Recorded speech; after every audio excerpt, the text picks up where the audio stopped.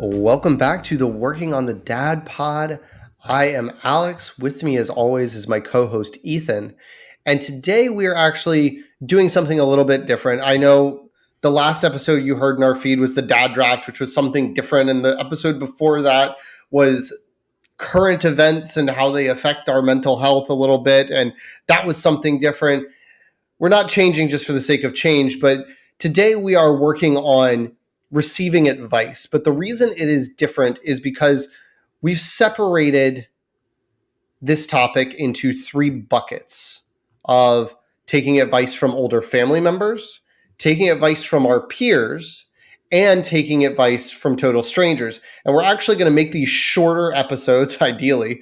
We're going to record them all right now, so you're going to see us in the same shirts because we're just going to keep going with it, but we are going to separate them a little bit differently than our pregnancy and birth episodes by having wins and losses and working on the dad bod segments. But we're going to do that split up into three episodes. So right now we're working on taking advice from parents. Ethan, how are you today? I'm okay, and I appreciate you, coming up with this elaborate story just because I told you I ran out of shirts, and we just had to do them all in one. Yeah, it's laundry day for Ethan. That's really Yeah. good. No, in all seriousness, I'm doing okay. I'm just gonna get right into it. Honestly, if that's cool with my Go for it. with my L, because I know I'm the guy that always has L's, but I had a really bad L. You prefaced it. I'm excited for this one. You told me it was a big one, so I'm excited. Yes. Maybe that came out wrong. No. You're good. I know what you mean. So last night, my toddler daughter's lying really got bad. And I'm going to be extremely open with this and like why it led to like a pretty bad loss for me. So it started when she came home with I washed my hands with soap. And I was like, you did not wash your hands with soap. You were literally in the bathroom. I heard the water go for 1 second and then you came out. So please go back in and wash your hands. And I said, the next time you lie about health and hygiene like that, you're going to lose something, like you're no longer going to get to play Zingo. And she said, okay. So later in the night, we got to the point where I was trying to bathe both the girls in the shower. And while I was washing the baby, she was upset. And in her tantrum, she kicked me twice. And I said, please do not kick me. And then she did it again. And I said, okay, you don't get to play Zingo tomorrow. And she started crying aggressively. Sure. And then when my wife ran back in, she said, what's going on? And her response was, Daddy kicked me. And I said, that is not what happened. That is a lie. That is not true. And you were kicking me, and I asked you to stop kicking me. And then about 10 more times, she said, Daddy kicked me. And I yelled very badly. And what really made me lose my cool was honestly fear. Because for the most part, my daughter knows what she's talking about. And all I can think about and all I thought about all day today was, am I going to get a call from the school because she said I kicked her when I didn't? And we send our kids to a good school. Sure. And with a good school, you get accurate reporting. So I was very worried that they were going to do their job and follow up on a false report. And Sure. Yesterday, in all of like my anger, I said, you need to stop saying that. It is a lie. She kept saying, you're kicking me, you're kicking me. And I said, well, if you say that to the wrong person, they're going to take you away from daddy and you're going to have a new daddy. And that daddy is not going to love you. That daddy's going to hate you. And I Oh my God. should not have said that. And That's fair. and I recognize it. and I was very, can't believe I'm sharing all this detail. but I really felt like the worst dad I could be because I was I afraid get that. of what she would say and how the responsible people I pay to watch her would act. And anyway, cried a little bit last night because I just felt so terrible. And Sure. this morning, and I don't honestly have a win, but I am going to use that to shout out that my wife sent me a link to another podcast that we will put in the show notes. It's a 9-minute episode of a series called Toddlers Made Easy with a professional child psychologist. I forget her name, but it was actually the episode that came out that she showed me was called The Truth About Toddler Lies. And she basically went over essentially a step-by-step manual on why toddlers lie and what to do and what not to do when they do. And basically, they could have just recorded me last night, and that could have been the what not to do. So I feel really terrible. I now know everything I should be doing. A lot of it is, common sense when you think about it, like from like take a step back. And, all I can do is hope to improve upon my behavior. And I feel still sucks because, I was very scared of what would happen to the family. I get that. And it lost my cool. Yeah, I mean, like I will be honest, and you know this. I'm not ready to get into the whole story. That'll be a different time. I'm sure at some point I will feel comfortable getting into that whole story on the podcast, but I think I've alluded to it in the past, but we've had child services come and knock on our door. And it went nowhere because it was unfounded. It wasn't because of something my daughter said. But it is absolutely like petrifying, right? There is no other word. And I don't mean petrifying in terms of like, oh man, I was really scared of that haunted house. Like I was petrified. Like, no, like your body freezes up. Someone knocks on the door. I'm home alone. My wife was not working at home at that point. She was working elsewhere and out of the house. And like someone comes and knocks on our door and says, "Hi, I'm with Child Services." And you're like, and it is a scary thing. And at some point, like I said, I will get through that. But the fear of kids, and this was before my daughter was as old as your daughter is now. She wasn't even 2. So it wasn't, but I have had those fears of like, she bumps herself, she does something dumb, and then she looks to blame, right? Mm-hmm. Which is not the same thing that your daughter did. She kicked you and then literally just flipped it on its head and said, "No, daddy kicked me." Which is like a ridiculous premise. Why am I sticking my foot in a bathtub? I'm not kicking you. That's dumb. That's ineffective.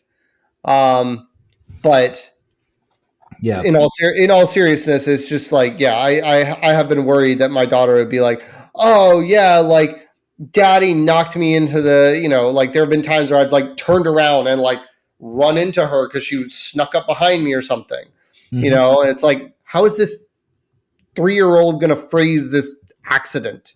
Right. And it does petrify you, but yeah. And one of the reasons why I really lost it was because normally when she tells like a little fib, and I tell her not to, she'll say like, "Sorry, daddy." But this time she was just like hammering in on it. And yeah.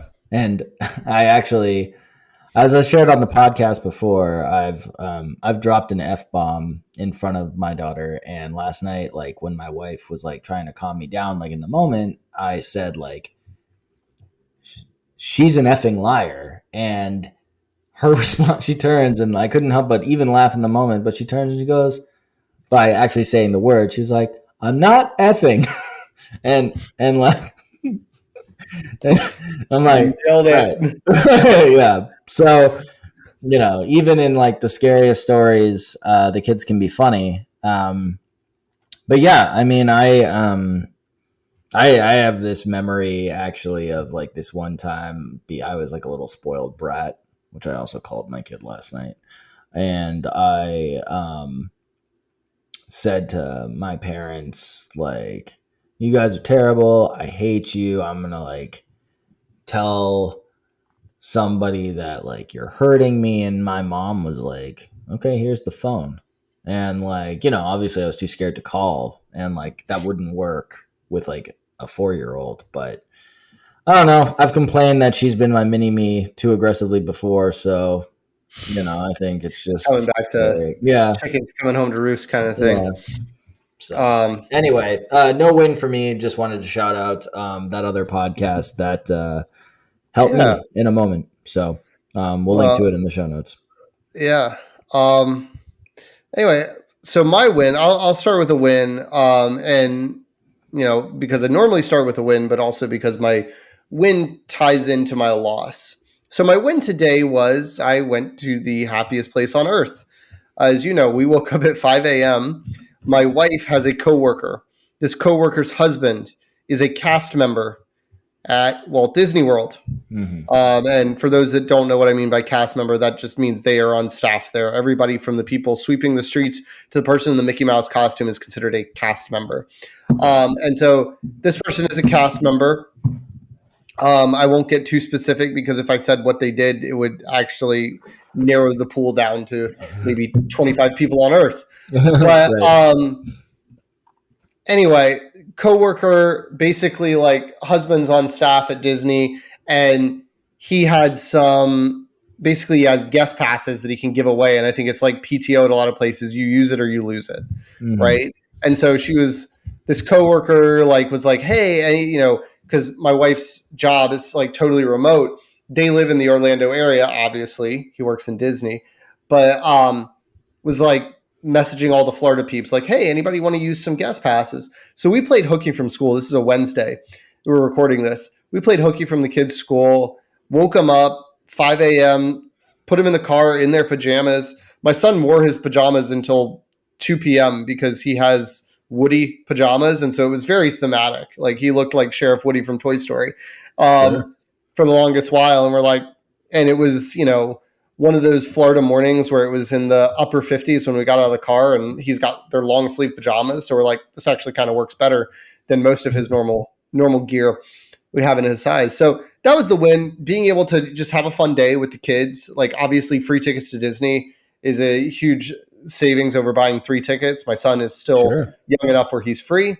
But so that was awesome, and we got through it, and it was a fun day. I think my wife and I were talking about it afterwards. It may not have been quite as fun if we had to pay for it because it was very crowded, right? It was a very crowded day for not for a Wednesday. It was the most crowded we have seen a Disney World park since we've been going with our kids, and we have not gone with.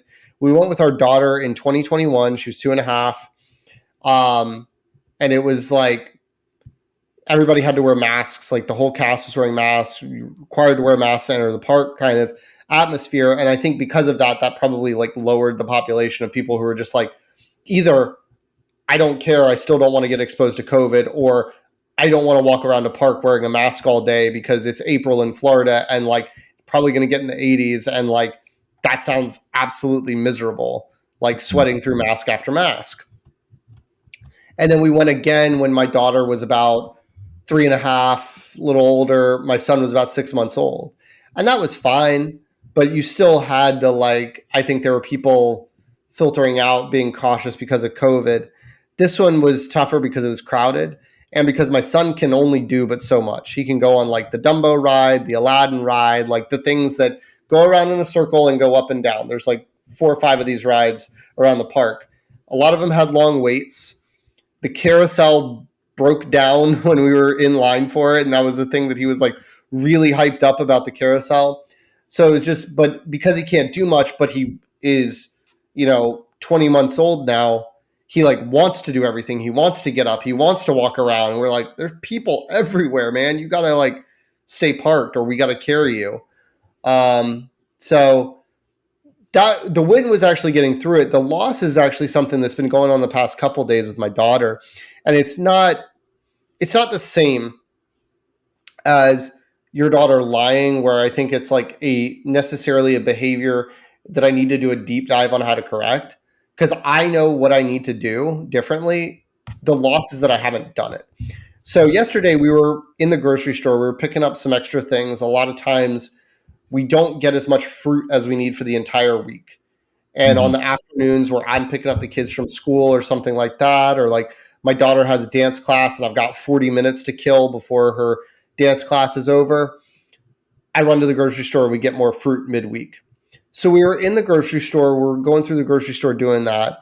And we had been doing some pickup stuff because this weekend we're having a birthday party, a little family birthday party for my daughter.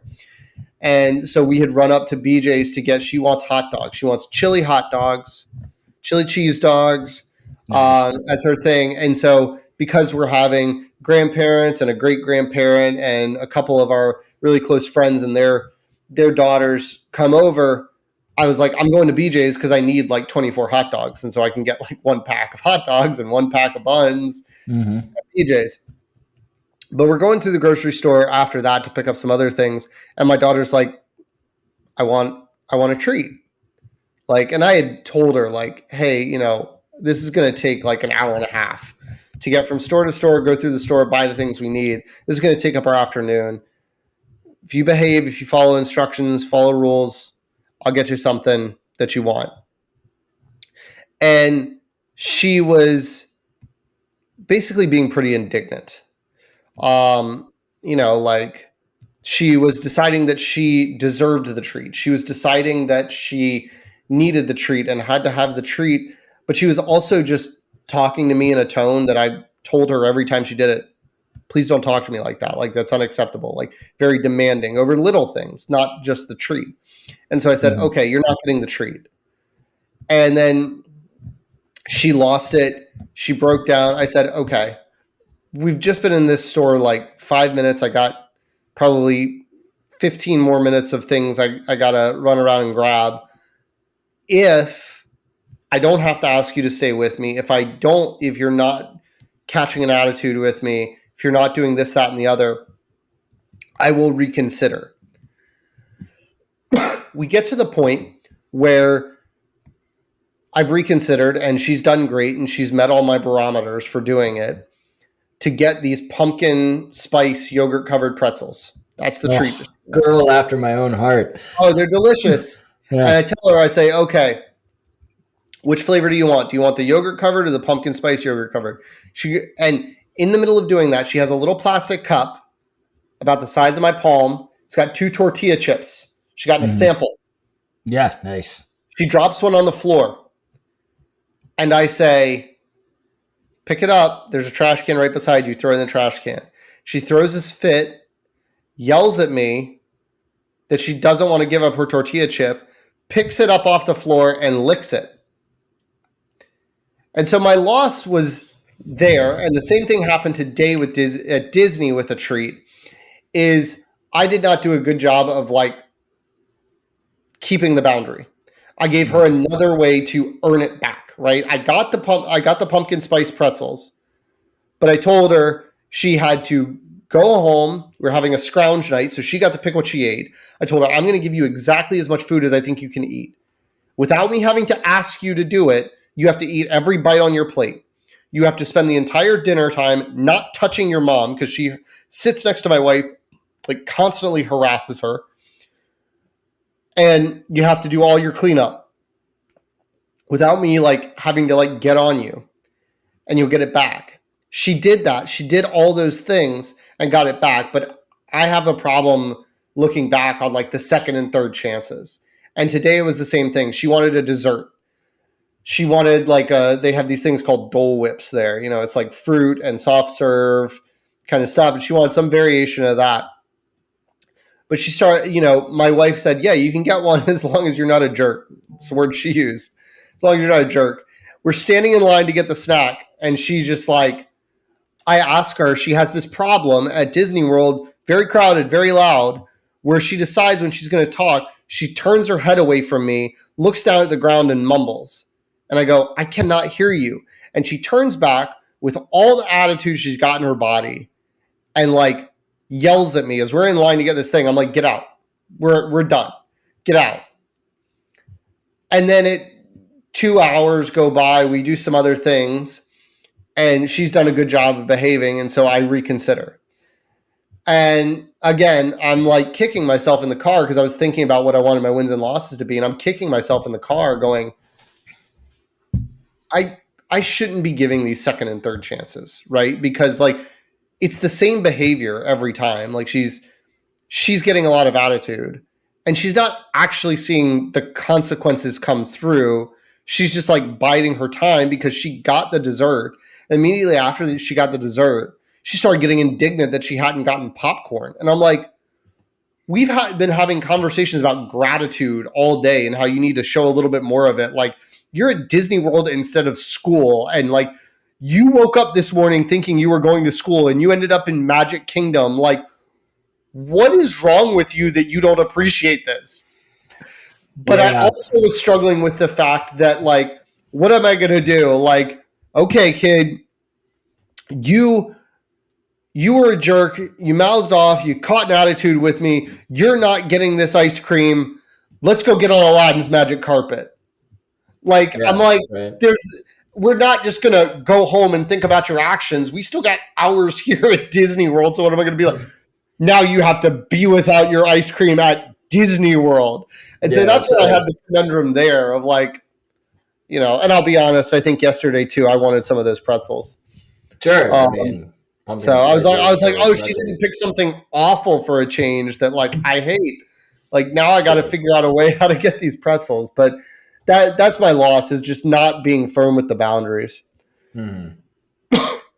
Yeah. We had a similar thing tonight actually, where like if my daughter wants like chocolate chips or marshmallows, I will give her no more than 3 because she's 3 years old.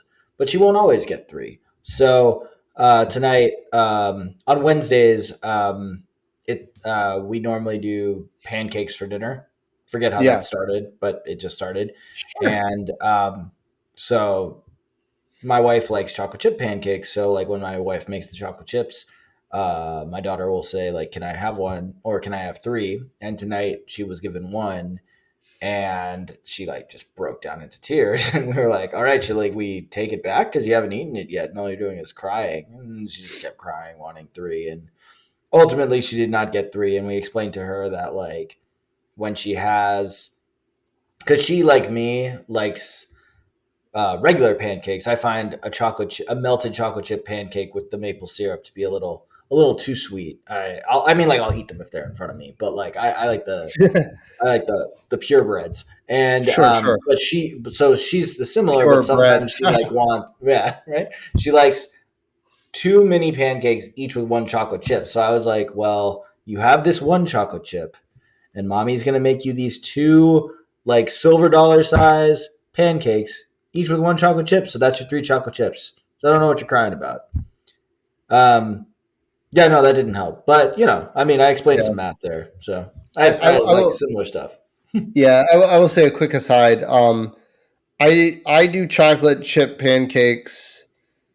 My wife has gotten big into chocolate chip not gotten big. She's been big into chocolate chip pancakes as a thing. For the entire time I've known her. She goes without syrup. Right. And she actually got me onto that with the chocolate chip pancakes of like, yeah, the maple syrup and the chocolate is a little too much.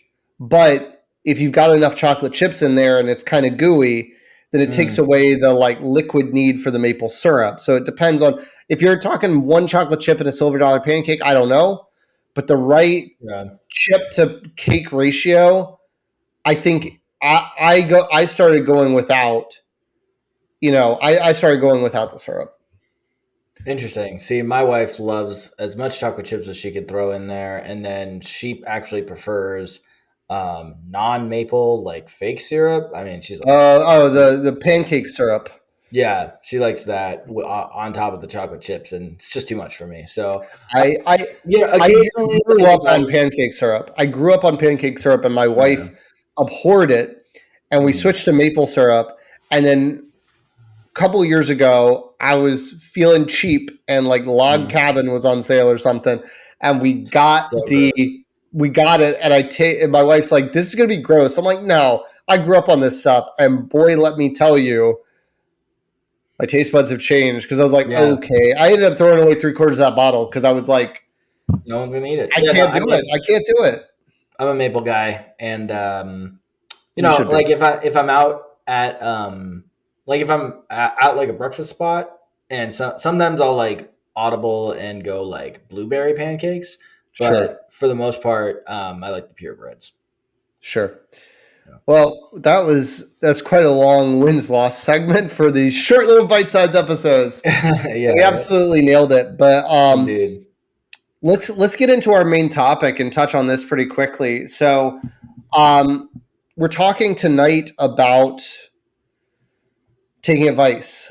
Mhm. And I think it's just something that's been coming up for us in a lot of different areas, but there's a lot of people that we get advice from, which is why we wanted to break this down a little bit. And the first segment is a place where most parents, new parents, seasoned parents are going to get advice from, and that is older family members. And so, older family members, obviously, we mean your parents, so the kids' grandparents, or potentially, and this isn't Ethan or I specific, but older siblings or aunts, uncles, or your grandparents, so the kids' great grandparents, depending on how your generational split is. Um, all those kinds of things. So those are sort of the groups. Um, and I think, there are different ways that each of us handle it. But Ethan, do you want to start or you want me to start on just sort of how I receive and take that kind of advice? Well, I want to start. I'll just go into. I get two different types of advice um, from my kids' grandparents, and that's on both sides. There is the genuine, like they want to help from a parenting standpoint, as in like they see the struggle that I am going through and want to help. And then Mm-hmm. there's the reacting to the kid's behavior or what's going on, and they're just trying to tell you how they handled it with you because all kids are the same, and because of their small sample size, which we discussed in previous Right. episodes, they are clearly experts. And then there's like a 2B where it usually comes in like when the kid is sick, and sometimes grandparents, particularly those that are in laws, which is can be most, but it's like how they speak to their in law. Anyway, um, it's not so much about like helping as it is about diagnosing and being correct. And Sure. sometimes it's clear that they don't actually care about like what's really wrong with the kid. They just want to prove that they're like smarter than a doctor. And that Mm-hmm. annoys the crap out of me more than Sure. anything. So yeah, that's how Sure. I would break Yeah. down advice from the grandparents. Yeah. I think it is like I would say it's probably like expert in the room, Hmm. syndrome because like it's just like one of those things where, as you mentioned, I think it ties into this idea of the small sample sizes of like Yeah. all my kids survived, therefore I did it right, and Hmm. therefore I know exactly what I'm talking about, and I've cracked the secret formula Yeah. that like you can't possibly get the same result as me, the same end result from your methods because it's not my formula. Doesn't matter how many billions of people have been on the face of the earth that have done it a billion different ways. But yeah, I think for me, when we're breaking down these three groups, this group is the easiest for me to take advice from because with the exception of some of those cases of just like feeling like they're just trying to be right because you're having a disagreement and like the human nature of like wanting to be right. I think with the exception of those, like all a much bigger percentage of the advice comes from a place of wanting the best for their grandkid, at least in Sure. my experience. And I'm not saying from every grandparent everywhere. I get that every human being is different and therefore every interaction from person to person is different. But in my experience, like when we, the children of our parents, are getting advice, it's like they still, in some regard, see us as human beings Mm-hmm. that they need to nurture and develop, right? You know, to go back to your hot take of like, you won't know if you're a good parent, you know, until the kid's 50 or whatever, or if the kid's a good person.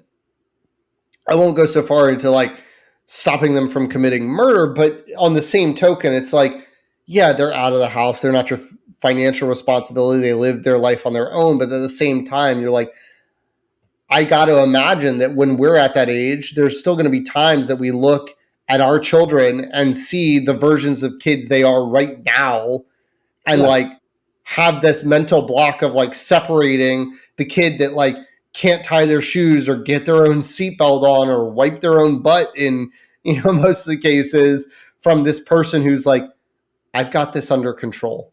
Mm-hmm. Right. Yeah. So I get that. And that's why I think it is. I'm not going to say that like I'm like, oh, I just take it all and I love all the advice that, you know, grandparents can give me. But it is much easier for me to take it from this source than some of the others we'll talk about in our next couple episodes. Do you find the Yeah. same? Yeah. I mean, I think so. Like, at least. So I find it easier to take advice because I am the living result, and I know what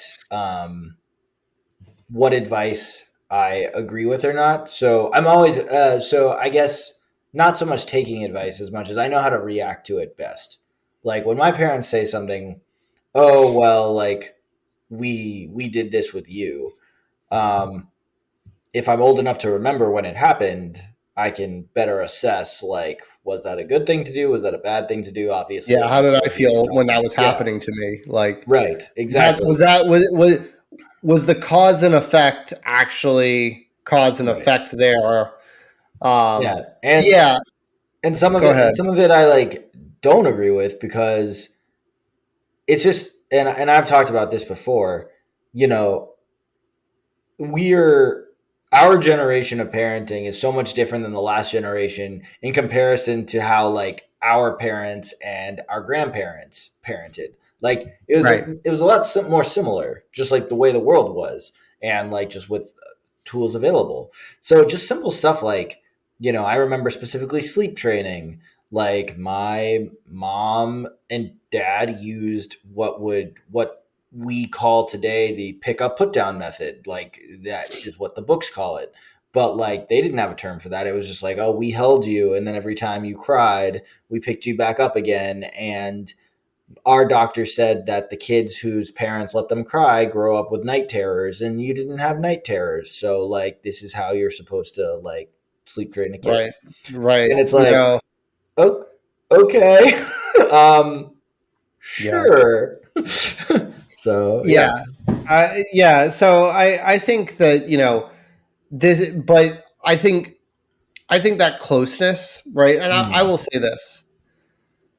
I think that closeness to the situation, because I think, you know, what you said, and also some things that you're sort of alluding to as well, that what our parents did for us. And so this excludes our in-laws in this Mhm. conversation, or as our wives are talking to our parents, excluded from that conversation. It's like you lived what they're telling you.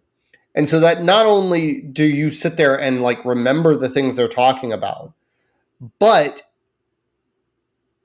you know, it's like we didn't throw out every single thing our parents did or every single method or every little detail of what they did.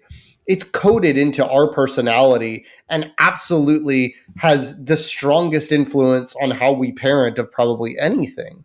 Right. Like, as a In baseline. both what to do and not to do. Right. Yeah. Right. And it's like good experiences, bad experiences, but we're drawing on those and combining those with expert opinions and other things and changes we want to make. Yeah. And so I think that can sometimes make it easier to swallow, because sometimes it's just a reminder of like, oh yeah, I forgot about that because I was 7 and like I was throwing a fit and my head wasn't in, like, how can I remember the method they used to calm me down, Right. Yeah. when I didn't get the Power Rangers toy I wanted or whatever it was. Right. But And I you would know, say on the flip side, because of that closeness of relationship, and especially if it's the kind of thing that is triggering for you, or like you remember disagreeing with that decision and you've purposely stayed away from that method of parenting on whatever that topic is, then them bringing it up almost makes you want to go, okay, so here's my thesis on why I actually hate that, and I right. want to tell you all the trauma, Yeah. and that kind of thing. Yeah, and it's also just like, you know, every generation like drops something from the other. And I'm just, and like, for example, like I know that my dad, when he misbehaved, my grandpa like hit him and his and my uncle. Yeah, And it's like, so my dad was like, I'm like never gonna hit my kids, right? But sure, like my dad and my mom yelled at me plenty. And now sure. our generation, like we believe in gentle parenting, right? And like there's all this stuff, and it's like And calling your kid an I effing liar. yeah, and I think to myself like, oh, I'm never gonna yell at my kid. But you know what? Like Human that's a nature. lot. That's like a lot harder. You know, like I'm trying to think about when our kids are parents. Like, what's left to take out? You know, Yeah. like, And I'm sure there will be something, and there honestly could be a entire reverse course that 30 years from now they're oh sitting yeah, there extolling the research-backed benefits of corporal punishment, right, yeah, right? And you're just like, who knows what's going to come out? That it's like, actually, when they lap you on the knuckles at school because you weren't behaving, that actually research, you never know, yeah. It turns right? out And so, kids who have bloody knuckles actually have bigger brains. What? Who knows? right.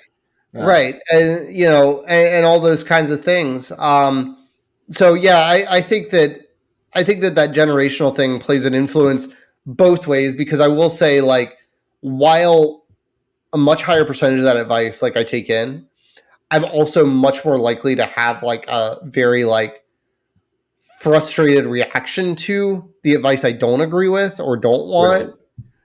And I think it's two things. I think one, especially when it comes to say something one of my parents would say, it's like I have that reaction of like, I didn't agree with that, I didn't like that, and I've been purposely avoiding that, or now that you remind me, yeah, that's a terrible idea. Right. Combined with, and especially in my case too, with 3 of the 4 parents living really close by, when we get that advice from any of them, I'm like, okay, it's not just like you telling me how to do it. You're also telegraphing how you're going to do it when Mm-hmm. when my children are in your care, Right. right? And so I'm like, there's also the part of me that's like, no, I need to nip this in the bud because I don't want you doing that. But I'm also treading this line of like, I don't want to throw the baby out with the bathwater, so to speak, of like micromanaging how you take care of my kids so much that you decide that it's not worth it to do it, and you don't feel like doing me this immense favor that you get Right. something out of, but is also a favor.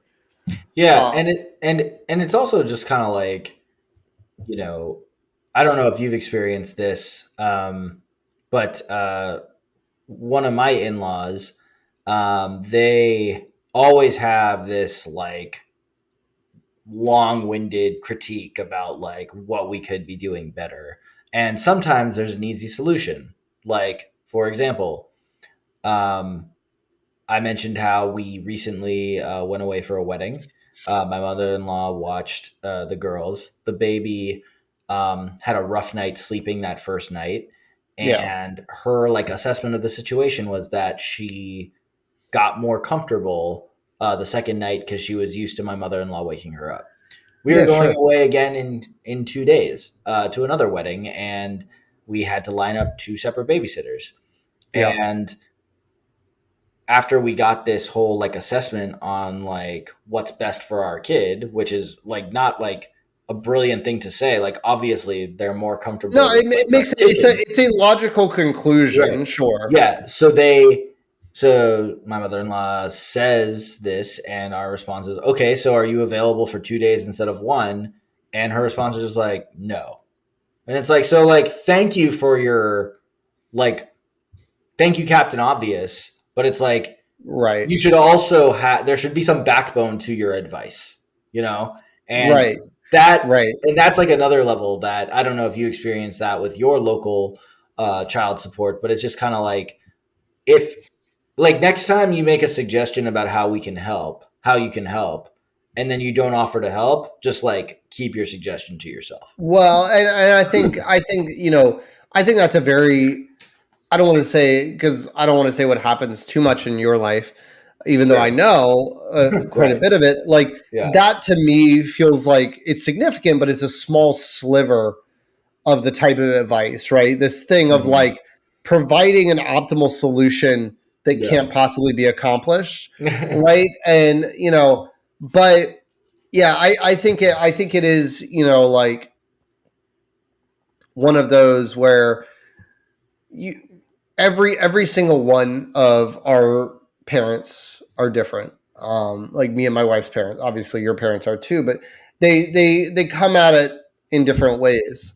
Um, and and so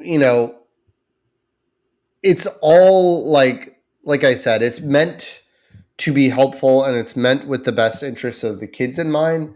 But yeah, I think where I usually struggle with this one, I think is that sort of mental block of separating, like my angsty teen comes out, like I don't want to Yeah. hear what you have to say, I don't. uh, Don't. right?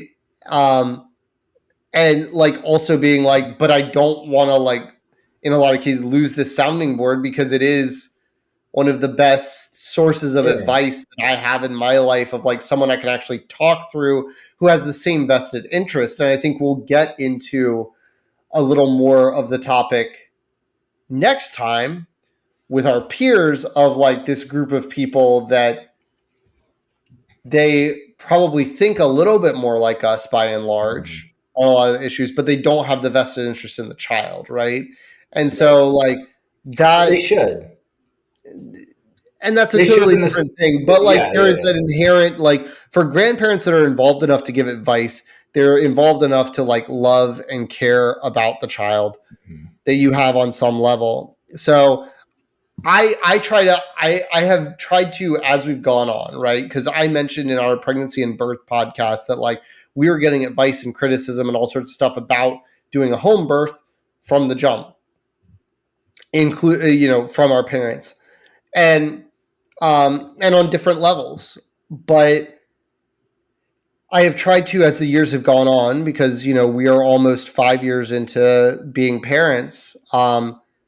Gotten better at like trying to in the moment discern, okay, is this something that I actually need to discuss with them because I want to impart like, hey, here's how we handle it, here's what we've been doing, here's why, and I try to take it in that manner instead of like you're wrong and try to Right. avoid that, like, oh, that's a great idea, actually what we've been doing and what has worked for us and these are the results, and like give them some like feels like data back stuff even though it's just anecdotal, Sure.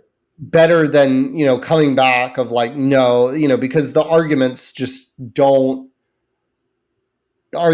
turn into bad things because again you're like, this is a source of childcare for me, this is somebody that I see on a regular basis, this is someone that I care about, um and so Yeah. I don't want to like snap at them because it's a sensitive subject for everybody around.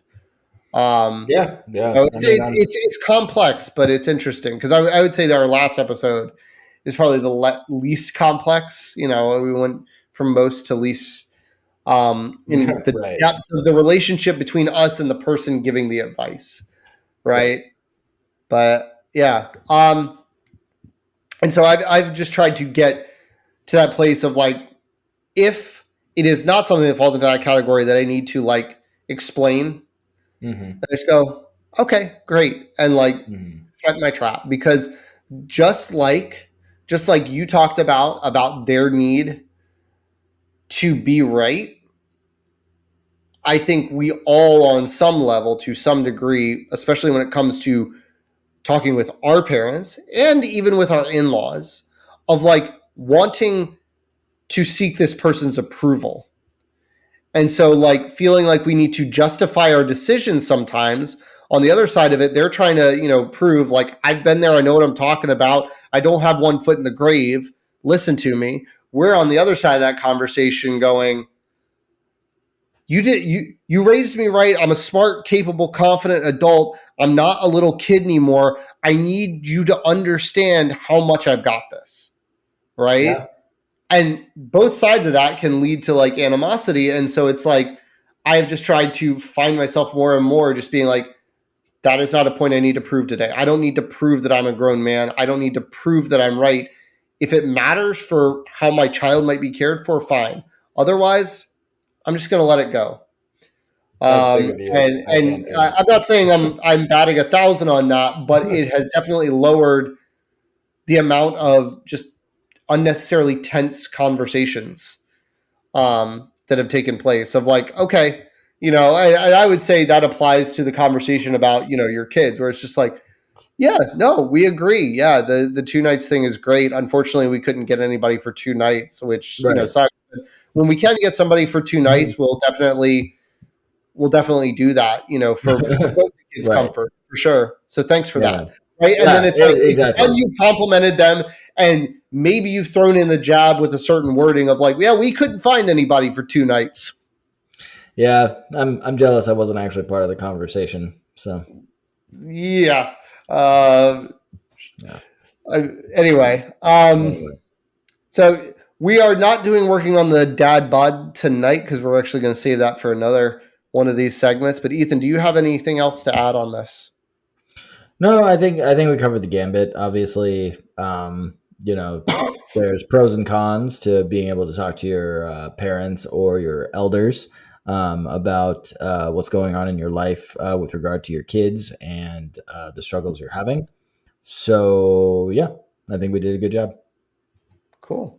All right, guys. Well, thank you for listening to Working on the Dad Bod, or Dad Pod. Excuse me. He Thanks for wants it. listening to Work. Yeah, right. I'm ready. But thank you for tuning in. We will catch you next time. All See you right. Thanks, guys. everybody. Bye.